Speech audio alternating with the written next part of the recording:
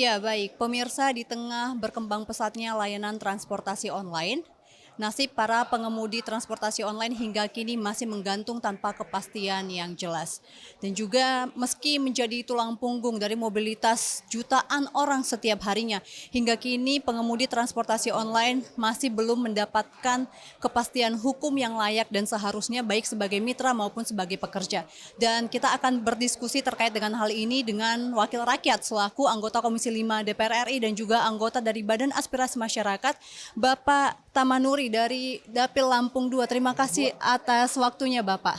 Pak, kalau kita melihat bahwa sekarang ini masih ada ketidakpastian regulasi dan juga hukum untuk melindungi para pengemudi transportasi online. Bagaimana Komisi 5 menilai dan merespon hal ini, Pak? Ya yang sudah jelas payung hukumnya kan belum ada. Jadi belum bisa diterapkan segala macamnya karena payung hukumnya belum ada. Jadi mereka itu ya semua mau di orang. Kan kita lihat sekarang ini.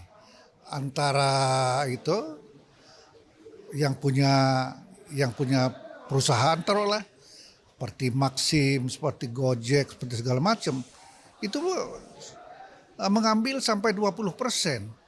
Nah, berapa lagi yang harus dimakan sama para pengemudi? Sedangkan mereka itu pengusaha-pengusaha itu tidak ada andilnya di situ.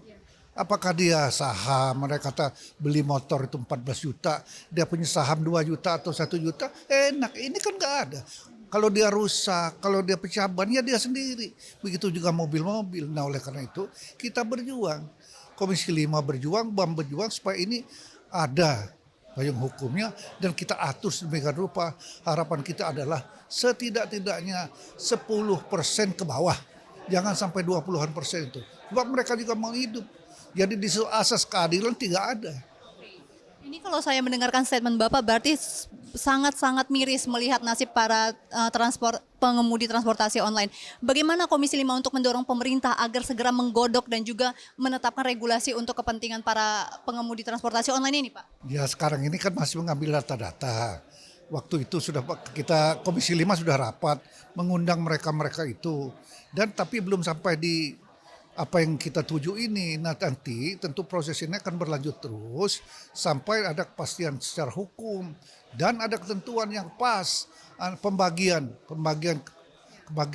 uang antara pengusaha dengan para pengemudi. Nah ini namanya ada asas keadilan, kita pertimbangkan di situ.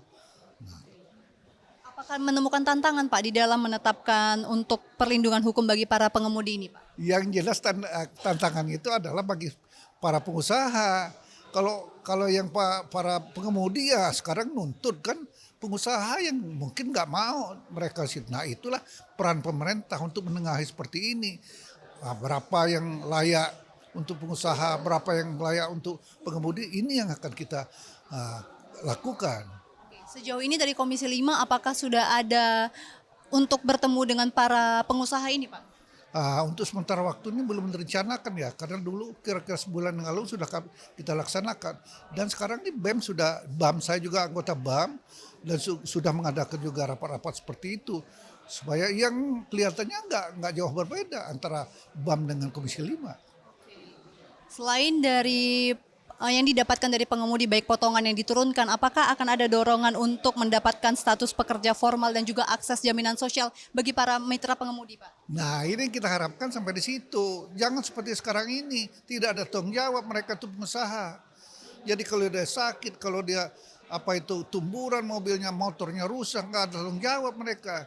Hanya mereka mengharapkan ada setorannya sekian persen, itu kan. Baik Bapak, terima kasih atas waktu dan juga diskusinya. Tentu kita berharap bahwa Badan Aspirasi Masyarakat dan juga Komisi 5 bisa membantu untuk mengawal dan juga mendorong agar pemerintah segera menetapkan kepastian hukum bagi para mitra pengemudi transportasi online. Sekian dari saya Elisa Purba, kembali ke studio.